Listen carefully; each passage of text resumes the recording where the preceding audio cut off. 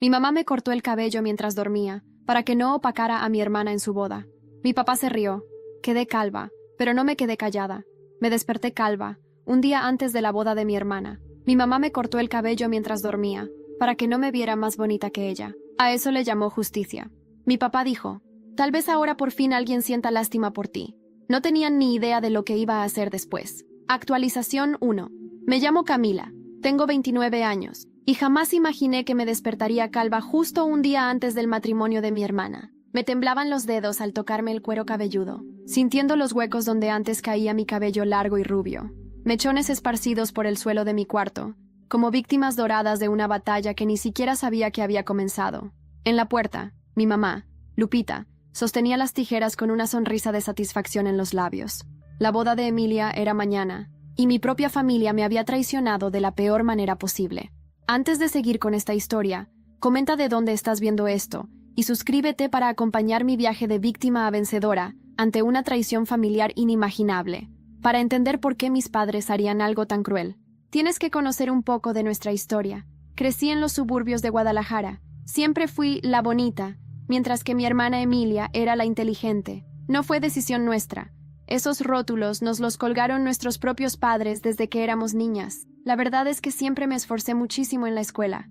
Mantuve un promedio perfecto durante toda la universidad y conseguí un muy buen trabajo en marketing. Pero a los ojos de mis papás, especialmente de mi mamá, los logros de Emilia siempre brillaban más. Nuestra casa parecía perfecta por fuera. Una casa de 2 plantas con 4 habitaciones, jardín siempre podado, rodeada por esa cerca blanca de telenovela. Mi papá, Armando, era asesor financiero, y mi mamá, Lupita, tenía un negocio de diseño de interiores que le iba súper bien. Cenábamos juntos todas las noches y vacacionábamos en Cancún cada verano. La típica familia mexicana de comercial. Pero detrás de las puertas, el ambiente era otro, tóxico. Emilia sacó otro 10 en el proyecto de ciencias, anunciaba mi mamá en la cena, y de inmediato me lanzaba esa mirada crítica.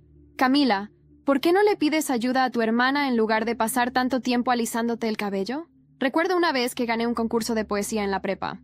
Llegué a casa toda emocionada, con mi diploma en la mano. Mi papá ni siquiera levantó la vista del periódico. «Ah, qué bien, mija.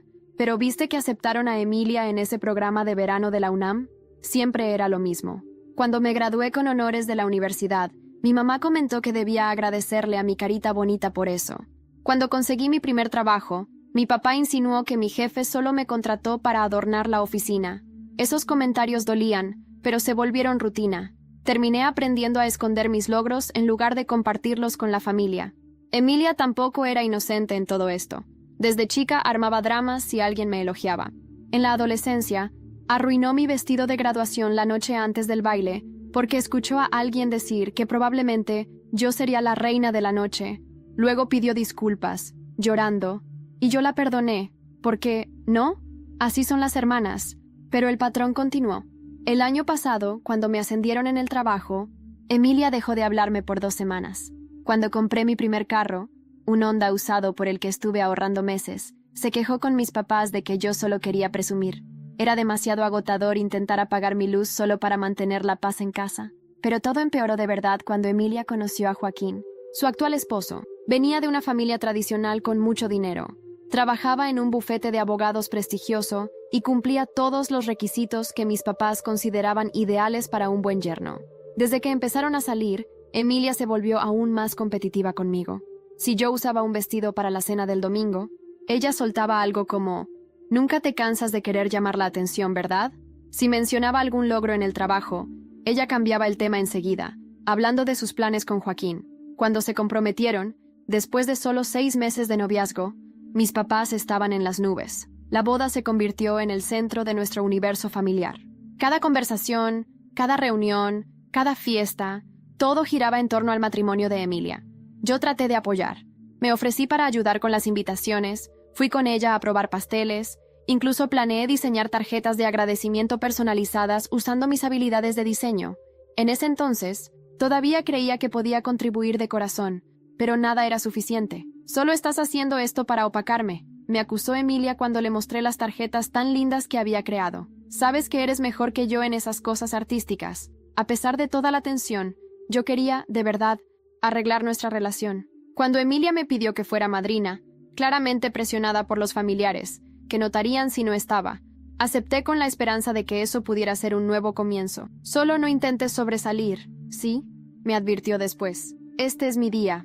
La única certeza que me dio era que jamás me permitiría brillar en su boda. Los 6 meses previos al casamiento de Emilia fueron una clase intensiva de disfunción familiar. Como madrina, tenía que estar presente en todos los eventos preboda con entusiasmo, y al mismo tiempo, hacer todo lo posible por ser invisible. La fiesta de compromiso marcó el tono. Usé un vestido negro sencillo, maquillaje básico y recogí el cabello en un moño discreto. Me mantuve al margen, ayudando a servir bebidas, asegurándome de que Emilia tuviera todo lo que necesitaba. Aún así, escuché a mi mamá y a la tía Judith murmurando en la cocina. Camila está intentando portarse bien, pero ya sabes cómo siempre la miran los hombres. Mi mamá suspiró. Emilia merece un día solo para ella, donde sea el centro de atención. Tal vez deberíamos sugerir que Camila use algo menos llamativo en la boda, opinó la tía Judith. O que lea algo durante la ceremonia, así le da la espalda a la gente. Fingí que no escuché. Seguí acomodando los dulces en las bandejas, tragándome el nudo en la garganta. La despedida de cocina fue aún peor. La futura suegra de Emilia, Carmen, una mujer amable, ajena a las tensiones familiares, elogió mi decoración hecha a mano. Tienes un don natural para la belleza, Camila. Estas decoraciones están preciosas. Después encontré a Emilia llorando en el baño. No pudiste controlarte, ¿verdad? Sollozaba. Tenías que encontrar la manera de hacer que todos notaran tu toque especial en mi despedida. Emilia, solo quería que tu día fuera más bonito, respondí, agotada de caminar sobre cáscaras de huevo. Entonces deja de intentarlo tanto, me soltó. Ahora todos solo hablan de tu decoración y no de mis regalos. Y ese patrón se repitió en cada evento. En la despedida de soltera, Emilia me acusó de coquetear con el barman, que por cierto estaba siendo amable con todo el mundo. En la prueba del vestido, exigió que eligiera un modelo una talla más grande, para parecer descuidada. Acepté. Prefería tener paz antes que orgullo. Desperté con la sensación de que algo estaba profundamente mal, como si mi cuerpo ya supiera lo que mis ojos aún no habían visto. Fue cuando me llevé la mano a la cabeza que sentí el vacío. Literal. Mi cuero cabelludo estaba expuesto, irregular, frío. Me levanté de golpe. El espejo al lado de mi cama me devolvió una imagen que no reconocí. Mi melena rubia, esa que había sido casi una extensión de mí misma, estaba en el suelo, en mechones dispersos como restos de un crimen. ¿Pero qué coño?, murmuré, atónita, mientras las lágrimas comenzaban a acumularse en mis pestañas. En la puerta de mi habitación estaba ella, mi madre, Marisol, con una vieja tijera de costura en la mano y una sonrisa tan torcida que dolía más que cualquier corte. Mi padre, Francisco, estaba detrás de ella, cruzado de brazos, conteniendo la risa. «No podíamos permitir que eclipsaras a tu hermana en su gran día», dijo Marisol con esa voz empapada en falsa dulzura. «Ahora, quizás alguien por fin sienta pena por ti», añadió Francisco con sorna, como si su frase fuera la cereza de una broma bien hecha. El suelo se me movió. Literalmente, tuve que apoyarme en la pared para no caerme. Ellos se fueron, cerrando la puerta con una tranquilidad absurda, y yo me quedé allí, en shock, mirando al espejo, sintiendo la piel expuesta en mi cabeza, preguntándome en qué momento me convertí en una amenaza para mi propia familia. Mi nombre es Camila Fernández, tengo 29 años, vivo en Valencia, y esta es la historia de cómo mi familia intentó destruirme, y cómo yo me encargué de que cada uno de ellos viviera su propio infierno personal. Ese día no fui al ensayo general de la boda. En vez de eso grabé un video. En él, no mencioné nombres. No insulté a nadie. Solo mostré mi cabeza rapada y conté lo que me habían hecho mientras dormía, cómo mis padres querían que yo fuera menos para que mi hermana Lucía brillara más. Lo hice con lágrimas reales, pero con la voz firme. No busqué venganza. No aún. Solo quería que el mundo supiera lo que muchas mujeres silencian por mantener una familia unida. Subí el vídeo a Instagram y TikTok con un título simple. Me raparon mientras dormía para no eclipsar a mi hermana en su boda. Apagué el móvil y me encerré en el baño. Me quedé bajo el agua caliente por horas, como si pudiera lavar el asco, la humillación, el dolor. Cuando finalmente volví a encender el móvil, tenía miles de notificaciones. Mujeres de todas partes de España me escribían. Algunas lloraban conmigo, otras me contaban historias parecidas, algunas me ofrecían ayuda, cortes de pelo profesionales, maquillaje, hasta un vestido nuevo si quería ir igual a la boda. Era como si una comunidad entera me hubiera recogido del suelo. Lucía, mientras tanto, me escribió un único mensaje. No sé por qué dramatizas tanto. Podrías simplemente no venir y evitar más escándalo. Y ahí lo supe. Esa boda no sería su gran día. Sería el comienzo de su caída. Esa misma noche, hice la maleta y me fui de casa. Me alojé en casa de Inés, una amiga de la infancia que ahora era psicóloga y vivía en el centro de Madrid. Cuando me abrió la puerta, soltó un grito ahogado. «¡Hostia, Camila! ¿Qué te han hecho?» «Lo que les parecía justo», respondí, sin rodeos. «Pero ya no van a salirse con la suya». Inés me abrazó fuerte. Fue el primer abrazo sincero que sentí en años. «Vamos a reconstruirte, y no solo por fuera». Al día siguiente, mientras me tomaba un café mirando los tejados de Lavapiés, mi vídeo alcanzó 7 millones de visualizaciones. Una periodista de El País me contactó. Luego, una editora de libros. Incluso una marca de cosméticos me ofreció hacer una campaña sobre belleza real. Y entonces llegó el mensaje que cambió todo. Una cuenta anónima me escribió. «Sé lo que tus padres te ocultaron toda la vida. No eres quien crees ser. ¿Quieres la verdad?» La cuenta anónima no tenía foto de perfil, ni publicaciones, ni seguidores. Solo seguía a una persona. A mí. Me quedé mirando ese mensaje durante minutos, como si fuera una bomba a punto de explotar. «No eres quien crees ser». ¿Qué significaba eso? ¿Qué otra cosa podía faltarme por descubrir después de que mi madre me rapara como castigo por existir? Llamé a Inés. Estaba en la cocina preparando tostadas. «Inés, mira esto». Me acerqué con el móvil en la mano, sin poder disimular el temblor en mis dedos. Ella lo leyó en silencio, frunciendo el ceño. «¿Crees que es verdad?», preguntó. «No sé, pero tengo que saberlo. No puedo vivir con más secretos». Respondí al mensaje con una sola palabra. «Habla». La respuesta llegó rápido. «Quedemos. Mañana. A las 11. Plaza del 2 de Mayo. Lleva algo que te dé valor. Y no le digas a nadie más». Inés insistió en acompañarme, pero algo en mi interior me dijo que tenía que hacerlo sola. Al día siguiente, me puse un abrigo largo y oscuro. Recogí lo poco de cabello que tenía en un pañuelo elegante y salí hacia el corazón de Malasaña. La plaza estaba medio vacía, salvo por un par de turistas y un anciano paseando un perro salchicha. Me senté en un banco, como si estuviera esperando a un amante clandestino. A los 5 minutos, una mujer mayor, con el rostro cansado y el pelo canoso bien peinado, se sentó a mi lado. No me miró, solo habló en voz baja. «Tu madre no es quien dice ser». La miré de reojo, sin saber si reír o llorar. «Perdone, señora. ¿Nos conocemos? Soy Teresa. Trabajé durante 20 años como asistenta en casa de tus abuelos paternos, en Toledo. Vi cómo te criaron. Vi lo que tu madre hizo para borrar lo que no le convenía». Me mostró una foto antigua. Un bebé en brazos de una mujer joven. Claramente no era Marisol. Al fondo, mi padre, mucho más joven, con una expresión que no había visto jamás en él. Ternura. «Ese bebé soy yo», dije, con la voz quebrada. «La mujer de la foto era Alicia, tu verdadera madre.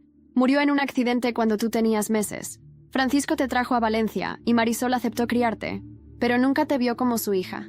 Siempre te vio como una amenaza, como una prueba de su fracaso. Sentí que el aire se me escapaba del pecho. De repente todo encajaba. El desprecio silencioso, las comparaciones crueles, el resentimiento. Yo era la intrusa, la recordatorio vivo de una historia que Marisol quería borrar. ¿Y Lucía? Es hija biológica de Marisol, pero no de Francisco. Su verdadero padre es otro, un secreto que ambos decidieron callar para proteger su reputación. Todo mi mundo se tambaleó. Mi familia no era mi familia. Y lo peor es que lo sabían. Me criaron con una mentira. Me humillaron, me apartaron, me trataron como inferior. Todo porque yo era el fantasma de una vida que Marisol no quería aceptar. ¿Por qué me lo cuenta ahora? Porque vi tu vídeo. Porque tienes derecho a saber la verdad antes de destruirlos. Porque sé que vas a hacerlo. Y quiero que lo hagas con conocimiento. Le tomé la mano, sin decir una palabra más. A veces, el silencio es el único lenguaje que puede contener tanto dolor. Esa noche, me encerré en el cuarto de invitados de Inés y lloré hasta quedarme dormida. No por la pérdida, sino por la rabia. Una rabia limpia, justa.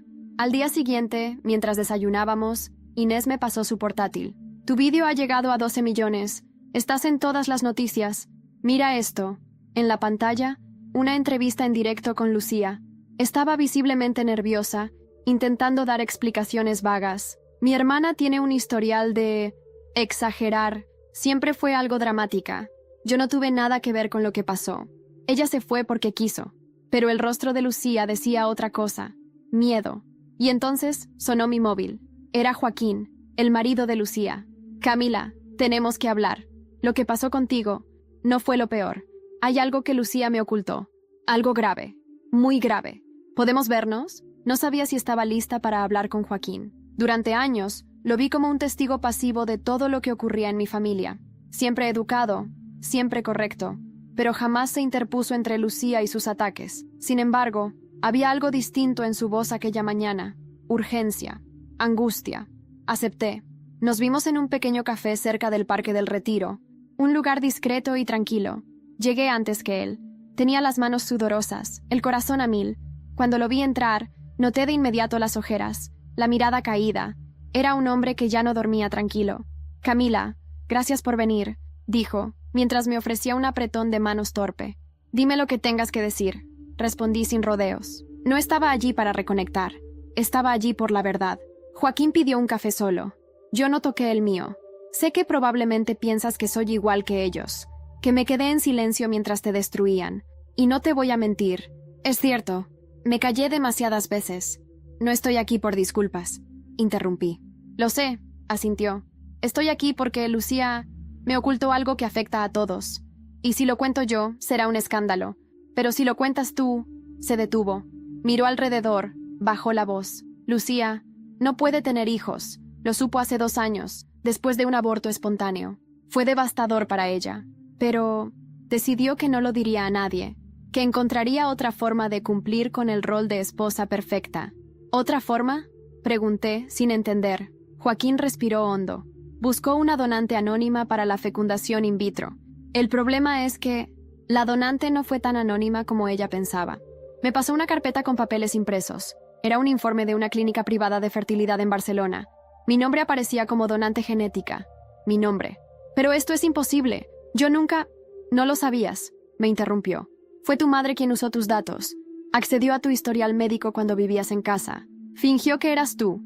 Presentó un documento falso con tu firma. Eso es ilegal. Eso es... enfermizo. Lucía quería que el bebé se pareciera a la familia. Quería tener la sangre buena, pero sin que tú brillaras más que ella. Y Marisol lo facilitó. La sangre me hervía. Todo se volvió confuso, grotesco. Lucía había intentado tener un hijo, usando mi genética. Mi madre lo permitió. ¿Planeaban ocultarlo incluso al propio niño? ¿Y tú? ¿Tú sabías esto? Le escupí. Lo supe hace 2 semanas. Encontré la carpeta en su despacho. Lucía me dijo que era lo mejor para todos, que yo no entendería, que tú no tenías por qué enterarte. Me levanté, furiosa. ¿Y por qué me lo cuentas ahora?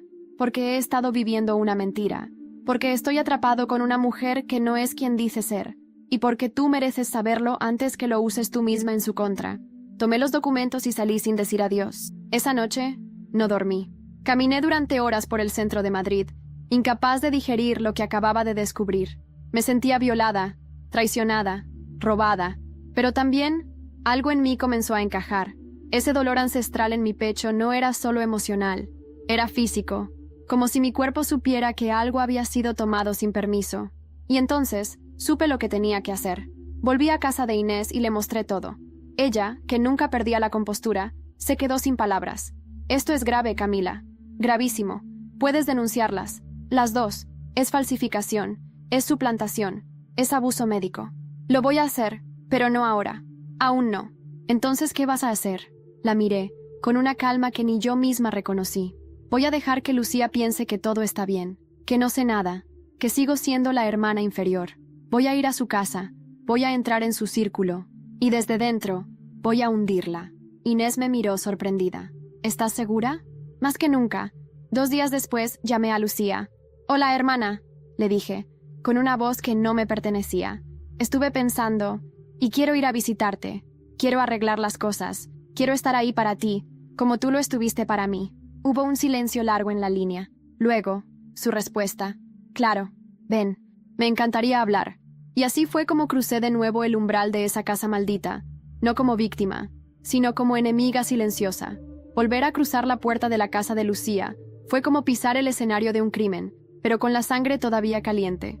Todo estaba igual que antes. Los muebles minimalistas, las paredes impecables, ese olor a flores artificiales que siempre me pareció sofocante. Lo único diferente era yo.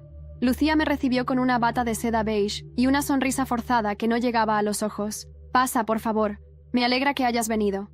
«A mí también», mentí, con una voz dulce, casi infantil. «Tenía que verte». Nos sentamos en el salón. Me ofreció una copa de vino blanco. Fingí aceptar, aunque apenas mojé los labios. «Camila», dijo ella, con esa expresión compungida de actriz de telenovela. «Quiero pedirte perdón. Lo que pasó... El corte de pelo, mamá. Todo eso fue... una traición», interrumpí suavemente. Ella tragó saliva. «Sí, pero fue un momento de tensión. Estaba nerviosa por la boda. Mamá también. Tú sabes cómo es ella». «Sé perfectamente cómo es», dije. Y ahí, por un segundo, se le escapó el pánico en los ojos. Solo por un segundo. Hablamos durante 1 hora. Me dijo que quería reconstruir nuestra relación, que nos hiciéramos más cercanas, que quizás podríamos ir juntas a una terapia de hermanas. Todo sonaba bonito, reconfortante y absolutamente falso. Pero yo asentía, sonreía, incluso le tomé la mano. «Claro, me encantaría», le dije. «Quizás pueda quedarme unos días, para reconectar». Lucía dudó. Joaquín, que estaba en el piso superior, bajó en ese momento. Me miró con tensión. Sabía que yo sabía. «Hola, Camila», dijo, algo frío. «Hola, Joaquín. Espero que no te moleste mi presencia». «No, claro que no», respondió, pero sus ojos decían otra cosa. Me instalé en la habitación de invitados, la misma donde me había quedado una vez, cuando aún creía que tener familia era una bendición. Por la noche fingí dormir. Escuché pasos, susurros, el murmullo de una discusión detrás de la puerta del dormitorio de Lucía. «Te dije que no confiaba en ella», decía Joaquín. «¿Y si vino porque ya sabe?» «No sabe nada. Está aquí porque se siente culpable», respondía Lucía. «Es la misma de siempre, insegura, desesperada por afecto». Sonreí en la oscuridad. Esa era la ventaja de que te subestimaran. Nunca venían el golpe venir. Pasé los siguientes días como una hermana arrepentida. Cocinaba con ella, salíamos a caminar por el barrio de Chamberí, visitamos una exposición de arte contemporáneo. Cada vez que me miraba, Lucía parecía más relajada, más confiada, y mientras tanto, yo recogía todo, observaba, anotaba, grababa, guardaba pantallazos de sus correos, mensajes sospechosos, conversaciones con su ginecóloga. Había creado una carpeta en la nube con todo. Incluso grabé una conversación entre ella y Marisol, en la que discutían sobre cómo habían falsificado mis datos para el proceso de fertilidad. «No te preocupes, hija. Nadie va a descubrirlo. Camila es débil. No tiene malicia. No quiero que el niño sepa que tiene el ADN de una fracasada». Unas frases que, en contexto, podían destruir vidas. Y yo ya no era débil. Una noche, Joaquín entró en mi habitación sin hacer ruido. Me encontró despierta. «Camila, no sé qué estás planeando, pero ten cuidado. Lucía es más peligrosa de lo que parece». Lo miré fijamente. «¿Tú aún la amas?». Se quedó en silencio. «No lo sé. Creo que nunca llegué a conocerla de verdad». «Entonces no te interpongas». Él asintió y se fue. Desde ese momento, supe que no intentaría detenerme. El golpe final comenzó con una cena. Lucía organizó una comida en casa, con mis padres como invitados. La idea era, supuestamente, hacer las paces en familia. Pero lo que no sabían era que yo había contratado a un periodista de investigación para asistir como pareja mía. Su nombre era Sergio Márquez, y trabajaba para una plataforma de noticias digitales conocida por exponer escándalos familiares de alto perfil. Durante la cena, Sergio hizo preguntas sutiles, como quien charla por cortesía. «Entonces, ¿cómo fue la infancia de Camila y Lucía?», preguntó, con una sonrisa. «Muy unidas. Siempre lo fueron», respondió Marisol, sin titubear. «¿Y Camila? ¿Siempre supiste que sería artista?». «No», dijo Francisco. «Era lista, pero algo superficial, menos enfocada que Lucía». Sergio rió. «Interesante. ¿Y qué opinan del vídeo viral?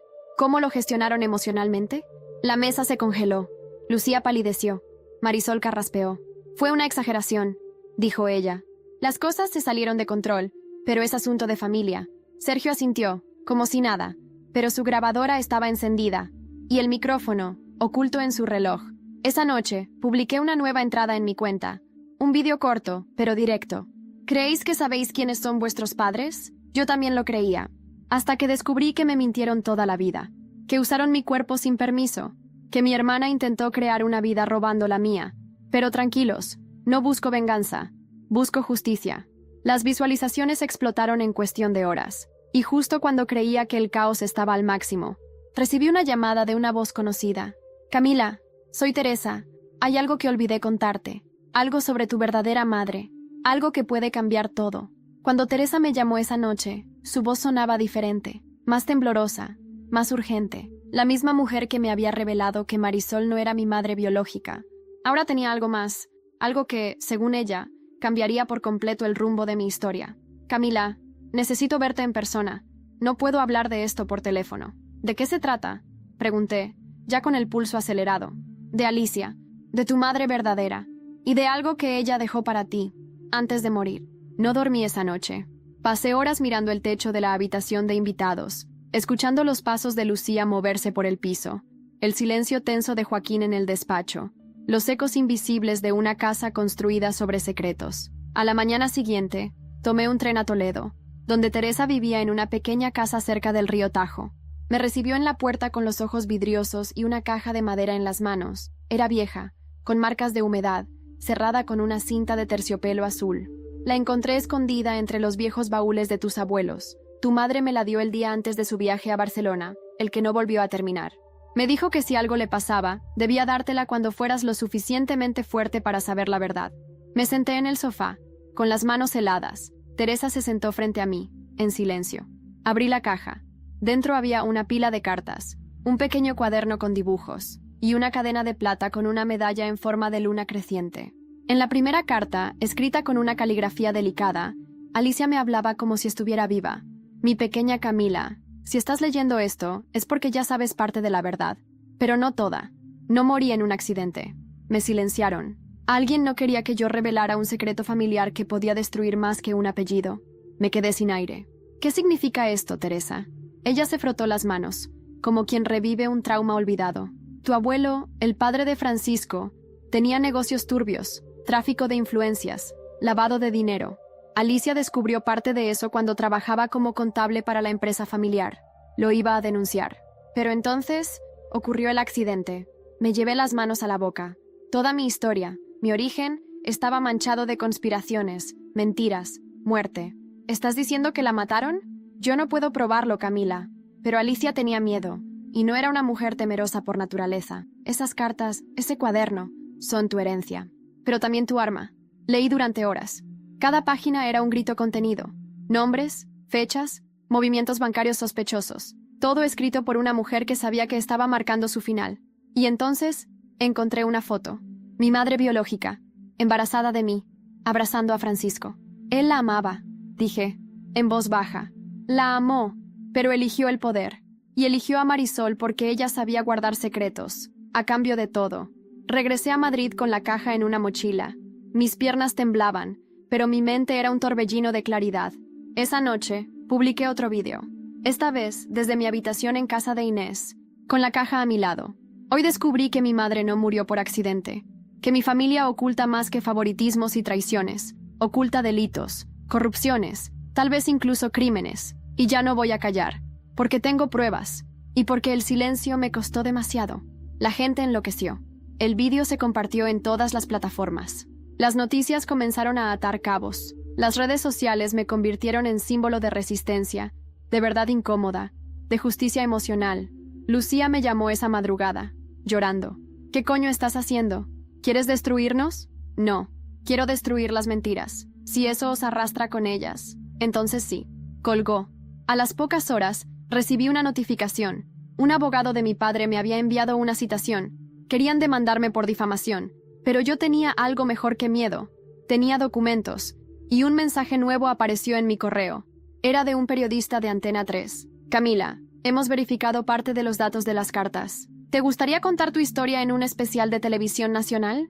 Acepté la invitación sin pensarlo 2 veces. No porque quisiera fama, ya había tenido suficiente exposición para toda una vida, sino porque era la oportunidad perfecta para encender la mecha que haría estallar la farsa de mi familia, en cadena nacional. El equipo de Antena 3 me recibió en un estudio en Madrid, con luces tenues, maquillaje profesional y una periodista seria, de esas que no sonríen si no lo sienten. Su nombre era Claudia León, y tenía fama de no dejar títere con cabeza. Camila, ¿estás segura de que quieres hacer esto en directo?, me preguntó minutos antes de salir al aire. Más segura que nunca, respondí. Si voy a contar mi historia, lo haré sin filtros. como lo he vivido. El programa comenzó con una introducción impactante. Imágenes de mi vídeo viral, fragmentos de entrevistas manipuladas de Lucía, artículos de prensa sobre el escándalo. Luego entré yo, con el corazón latiendo como un tambor de guerra. Claudia fue directa.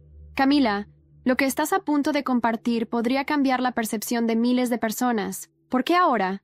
Porque pasé 29 años creyendo que ser buena era suficiente para que te quisieran, que si no molestaba, si no destacaba, si me tragaba las lágrimas, entonces merecería amor. Me equivoqué, y ya no me callo más. Conté todo, desde el corte de pelo hasta el descubrimiento de mi madre biológica, desde la suplantación de identidad hasta las cartas de Alicia. Mostré pruebas, fechas, documentos, incluso fragmentos de audio donde Marisol y Lucía discutían sobre el uso ilegal de mis datos médicos. La audiencia estaba atónita. En las redes, el hashtag Justicia para Camila comenzó a hacer tendencia. Miles de mujeres compartían sus propias historias de manipulación, de familias que las habían silenciado. Ya no era solo mi historia, era un eco colectivo. Al terminar el programa, Claudia se me acercó, con una expresión mezcla de respeto y gravedad. Te van a intentar destrozar. Estás tocando una red de poder muy antigua. ¡Que lo intenten!, respondí. No tienen idea de lo que soy capaz cuando ya no tengo nada que perder. Esa noche volví a casa de Inés. Ella me esperaba con una copa de vino y los ojos húmedos. Has hecho historia, Camila. Literalmente.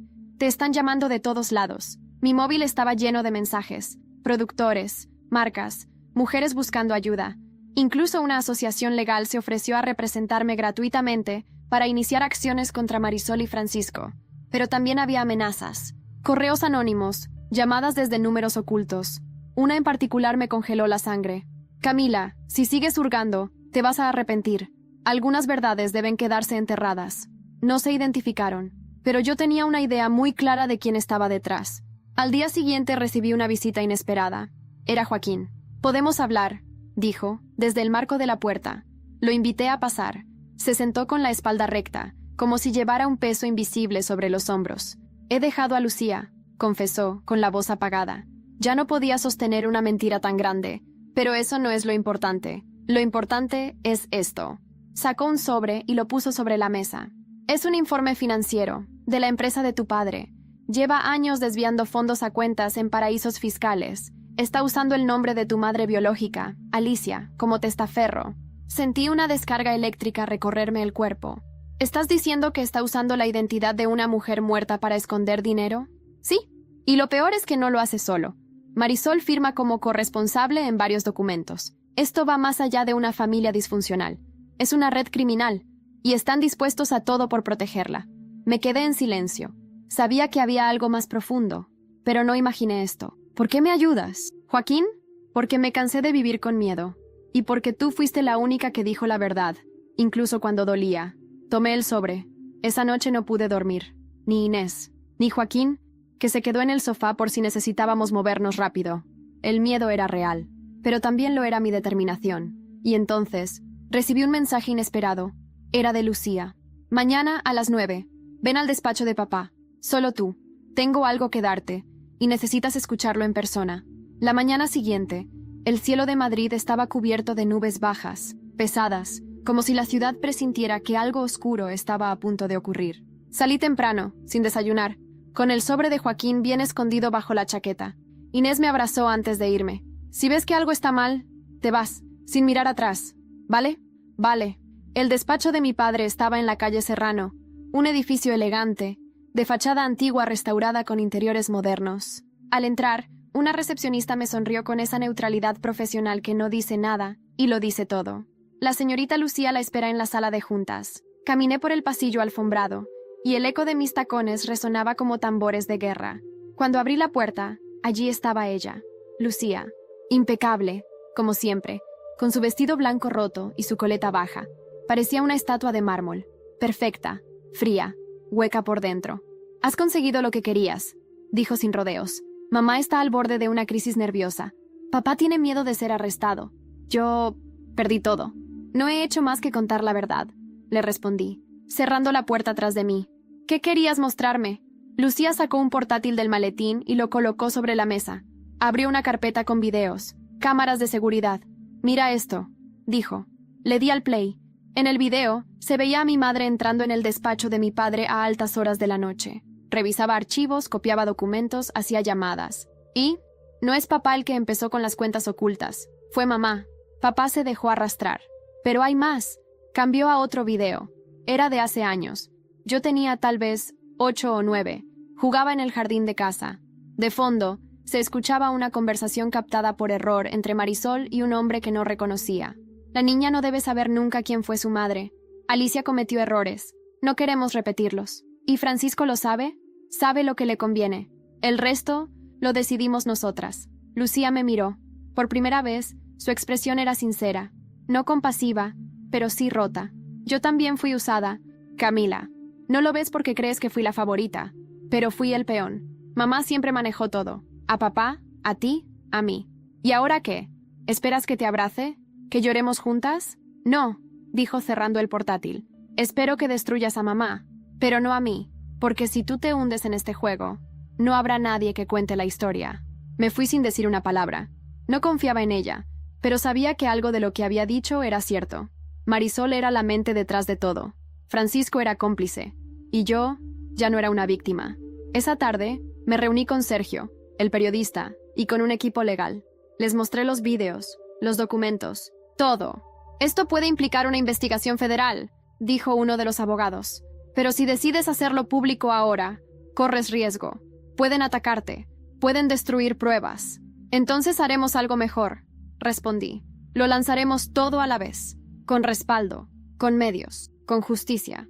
Planeamos un lanzamiento mediático completo, reportaje, rueda de prensa, publicación de documentos verificados, todo coordinado para una fecha concreta, el aniversario de la muerte de Alicia. Esa noche, Inés me abrazó fuerte.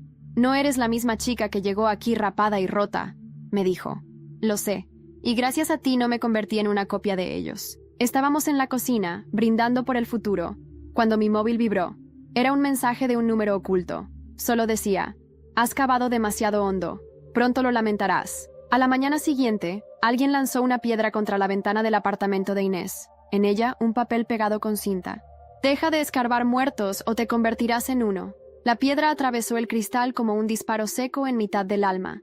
Inés corrió desde su habitación y me encontró parada frente a los restos de vidrio, con el papel aún en la mano. ¿Estás bien?, preguntó, con la voz ahogada por el susto. Sí, mentí. La verdad era que temblaba. No de miedo, sino de rabia, porque incluso cuando ya estaban acorralados, aún se atrevían a intimidarme. Querían silenciarme con amenazas, con miedo, con violencia, pero ya no era la misma Camila de antes, aquella que tragaba veneno para mantener la paz familiar. Llamamos a la policía. Tomaron fotos, recogieron huellas, pero ya sabía que no encontrarían nada. Aquello no era un simple acto vandálico, era un mensaje, un recordatorio de que seguían en control, o al menos, eso creían. Esa misma tarde, el equipo legal que había estado asesorándome se reunió conmigo en una oficina en el barrio de Salamanca. Sergio, el periodista, también estaba allí, con una carpeta repleta de documentos impresos. Hemos verificado todo, Camila, dijo uno de los abogados, llamado Raúl. Tu padre y Marisol utilizaron más de 7 identidades ficticias para mover dinero fuera de España. Una de ellas es el nombre de tu madre biológica. Eso, además de ser un fraude, es un crimen fiscal grave. ¿Y Lucía? Hasta ahora no hay pruebas de que participara activamente, pero sabía. Eso también puede pesar en su contra. Sergio abrió su carpeta y sacó una última hoja. Esto es lo más delicado, dijo, con voz grave. Tu madre no solo manipuló tu identidad médica, también vendió información genética de otras mujeres que fueron pacientes en la clínica donde Lucía hizo el tratamiento. ¿Qué?, pregunté horrorizada. Tenía acceso a los registros por medio de un contacto. Cruzó información para elegir donantes compatibles genéticamente con Joaquín y vendió esa información a terceros. No era solo por Lucía, era un negocio. Me quedé en silencio. No había palabras para describir el asco que sentía. Todo lo que creía que era lo peor se quedaba corto. ¿Cuándo lo lanzamos?, pregunté. El próximo lunes, con rueda de prensa en directo. Ya contactamos con varias cadenas. Todos quieren la exclusiva. Durante los siguientes días, viví en una burbuja de ansiedad y determinación. Pasaba horas repasando mis declaraciones, organizando documentos, preparando mi discurso. A veces, me sorprendía llorando en silencio.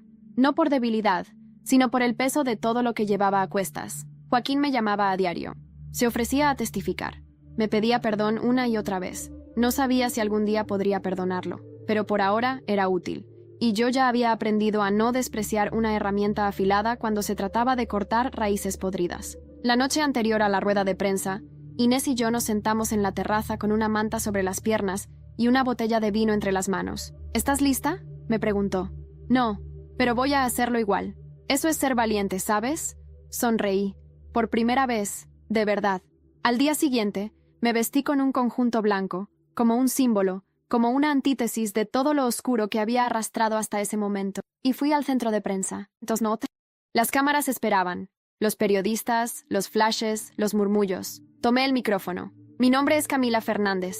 Durante años viví en una familia que parecía perfecta, pero detrás de esas puertas había traición, corrupción, suplantación de identidad y silencios peligrosos. Hoy rompo ese silencio. Hoy cuento la verdad. Mostré documentos, grabaciones, declaraciones, todo, con nombres, fechas, lugares. Nadie pudo rebatir ni una palabra. Los periodistas comenzaron a lanzar preguntas, algunas afiladas, otras empáticas. Pero entonces, una de ellas levantó la mano con un rostro sombrío. Señorita Fernández, hace 20 minutos ha salido un comunicado oficial. Su madre, Marisol, ha sido ingresada en urgencias por una sobredosis. ¿Tiene alguna declaración al respecto? El mundo se detuvo. Me quedé en blanco. Una mezcla de vértigo, culpa y algo más frío. Alivio. No tengo comentarios, dije. Solo espero que, por primera vez en su vida, haya dicho la verdad. Esa noche, la ciudad no durmió. Y yo tampoco. Porque justo antes de apagar el móvil, recibí un último mensaje anónimo. Aún no sabes todo lo que Alicia dejó detrás. Ven a Toledo. Hay algo más. Volví a Toledo con el corazón apretado. Con el corazón. El mensaje anónimo era tan críptico como los anteriores, pero esta vez no lo dudé. Había aprendido que en mi historia, lo no dicho pesaba más que las palabras, y lo que aún no sabía podía ser la última pieza de este rompecabezas maldito. Teresa me esperaba en su casa. Tenía la mirada más cansada que de costumbre. Me ofreció té, pero yo solo quería respuestas. ¿Quién más sabe de Alicia?, pregunté. ¿Qué me estás ocultando? Ella bajó la vista, respiró hondo y sacó una carpeta del armario.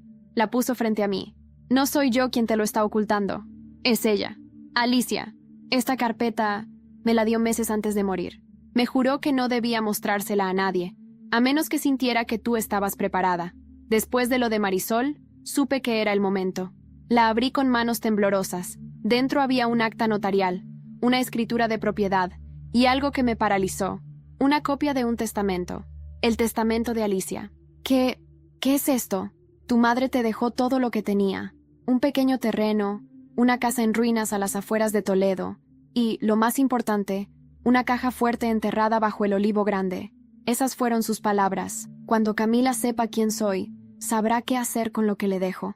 Salimos al campo en el coche viejo de Teresa. El terreno era modesto, lleno de maleza, pero tenía una belleza serena que contrastaba con el caos que había sido mi vida últimamente. El olivo estaba allí, robusto, viejo como la verdad. Con ayuda de una pala, cavamos durante 1 hora hasta que la encontré. Una caja de acero oxidado, pesada como un secreto que ha esperado demasiado. La abrí allí mismo. Dentro había más documentos, pero también una libreta de cuero con páginas amarillas por el tiempo. Alicia lo había escrito todo. Su vida, cómo conoció a Francisco, cómo fue traicionada por Marisol, cómo tuvo que esconder pruebas por miedo. Pero también había algo más. Fotos. Fotos de mí, bebé, con ella, con Francisco. Fotos que nunca había visto. Fotos que no estaban en casa de mis padres. Y luego, una última carta, escrita a mano, con tinta corrida por lágrimas. Camila, si estás leyendo esto, es porque sobreviviste a ellos. Te quitaron lo que eras, pero no lo que eres. No dejes que el odio te convierta en otra Marisol. Haz justicia, sí, pero no olvides amar, porque si no, todo este dolor habrá sido en vano. Te ama, tu madre, Alicia. Lloré de verdad, no por lo que perdí, sino por lo que nunca me dejaron tener. Por la madre que sí me amó, aunque la borraran de mi historia. Por la voz que me hablaba desde el pasado para recordarme que no todo debía ser destrucción. Volvimos a Toledo en silencio. Esa noche, dormí como no dormía desde niña, en paz. Al día siguiente publiqué mi último vídeo. Hoy encontré las raíces que me negaron. Hoy sé quién soy. No soy hija del odio. No soy hija. Soy hija del coraje. y no nací para callar. Las reacciones no se hicieron esperar. Miles de mujeres me escribieron. Las autoridades anunciaron una investigación penal contra Marisol y Francisco. Lucía, por su parte, hizo un comunicado en el que se desligaba de sus padres y confesaba parte de la verdad. Algunos la vieron como víctima, otros como cómplice arrepentida. Yo no juzgué. Ya no era mi guerra. Una semana después, recibí una invitación. El notario de Alicia quería hacer la lectura formal del testamento en presencia de todos los involucrados. Lucía, Joaquín, mi padre, en libertad provisional, y yo, reunidos en un despacho en Toledo. Cuando el notario terminó de leer el documento, Francisco no podía ni mirarme. Lucía estaba pálida. Y entonces vino el giro final. Hay un anexo adicional, dijo el notario. Una cláusula que Alicia redactó de puño y letra. Se activará si Camila demuestra que ha sido víctima de suplantación, daño emocional grave y traición familiar. En ese caso, ella no solo heredará el terreno, también recibirá el control de la antigua empresa familiar de Francisco. A su nombre. Legalmente. Silencio. Francisco se levantó de golpe. Eso es una locura. Esa empresa es mía. Lo fue de mi padre. No puede ser suya. El notario levantó la vista. Tranquilo. Está firmada por testigos, legalizada y validada por un tribunal hace 20 años. La cláusula entra en efecto. Hoy. Y entonces me giré hacia ellos. Mi familia. Ahora sí, les dije. Ya no me pueden callar. Y tampoco pueden esconderse. No fue un final explosivo. No hubo gritos, ni insultos, ni peleas físicas. Solo el silencio espeso de una sala llena de personas derrotadas por la verdad. Esa verdad que durante años intentaron enterrar bajo la alfombra de los buenos modales y las apariencias. Pero ya no había más sombra donde esconderse. Ese día salí del despacho notarial con las escrituras de la empresa en la mano. No porque quisiera venganza corporativa, sino porque por fin tenía algo mío. Algo que no me fue dado, que me fue devuelto. No regresé a Madrid de inmediato. Me quedé en Toledo unos días. Caminaba mucho. Dormía mejor. Respiraba diferente. Era como si cada célula de mi cuerpo supiera que había recuperado su lugar en el mundo. Ya no necesitaba demostrar nada, solo vivir y contar, porque contar era mi forma de resistir. Francisco, mi padre, fue formalmente imputado por fraude fiscal, falsificación de identidad y encubrimiento de delitos financieros. Aceptó un acuerdo con la justicia para evitar la prisión inmediata, pero su reputación quedó destruida. La empresa que fundó ahora lleva mi nombre. Su círculo social, que tanto idolatraba, lo abandonó en cuanto supieron la verdad. Vive en un piso alquilado en las afueras de Alcobendas, solo, con los ecos de su fracaso. Marisol, mi madre adoptiva, fue internada en una clínica psiquiátrica tras su intento de sobredosis. Durante semanas se negó a hablar. Finalmente, confesó todo ante las autoridades. Se declaró culpable, alegando presión emocional y trastornos de personalidad no tratados. El juicio sigue en proceso, pero su caída fue pública, cruel, definitiva. Nadie la ve ya como la diseñadora de interiores ejemplar de Valencia. Ahora es solo un nombre ligado al abuso. Lucía hizo lo impensable. Desapareció. Cerró sus redes sociales. Dejó el piso que compartía con Joaquín y se fue de Madrid. Nadie sabe dónde está. Algunos dicen que se refugió en Granada. Otros que está en una comunidad espiritual en el norte. Me dejó una última carta. Sin rencor. Solo cansancio. Camila, perdón, no por lo que hice. Eso ya lo sabes. Perdón por haber sido débil. Por haber dejado que mamá me moldeara como a una marioneta. No sé si alguna vez podremos volver a hacer algo parecido a hermanas, pero gracias por no destruirme por completo. Lucía. No respondí. No hacía falta. Joaquín, por su parte, siguió trabajando como abogado, pero ahora lo hace para una ONG que ayuda a mujeres víctimas de violencia familiar y administrativa. Me llamó una vez más, semanas después de la tormenta. Me pidió que nos viéramos. Lo hice. No como amante, ni como cómplice, como sobrevivientes. Fuiste valiente, me dijo. Me enseñaste a no vivir con miedo.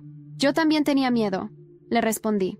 La diferencia es que aprendí a usarlo como fuego, no como cadenas. Nos abrazamos, y fue eso, un cierre. Inés, mi amiga, mi refugio, mi hermana elegida, sigue a mi lado. Compramos juntas una pequeña casa en el campo, cerca de la antigua propiedad de Alicia. Allí pasamos los fines de semana. Cultivamos lavanda, cocinamos en silencio, escribimos. Porque sí, volví a escribir. Publicaron mi libro. Se llama La hija que no cayó. Fue bestseller durante 3 meses. No porque fuera perfecto, sino porque era real, crudo, humano. Las mujeres me escriben todos los días, algunas para contarme sus historias, otras solo para decir, gracias por no rendirte. Y yo volví a dejar crecer mi pelo, largo, dorado, sin miedo de que su brillo moleste a nadie. Ya no tengo que esconderme. A veces, me despierto en mitad de la noche y recuerdo el momento en que me vi al espejo, rapada, sola, rota, y sonrío, porque esa fue la versión más honesta de mí, la que ya no necesitaba máscaras, la que empezó todo. Mi nombre es Camila Fernández, y esta fue la historia de cómo renací del silencio, del desprecio, del olvido. No para vengarme, sino para recordarle al mundo que no importa cuántas veces intenten apagarte, siempre puedes volver a encenderte.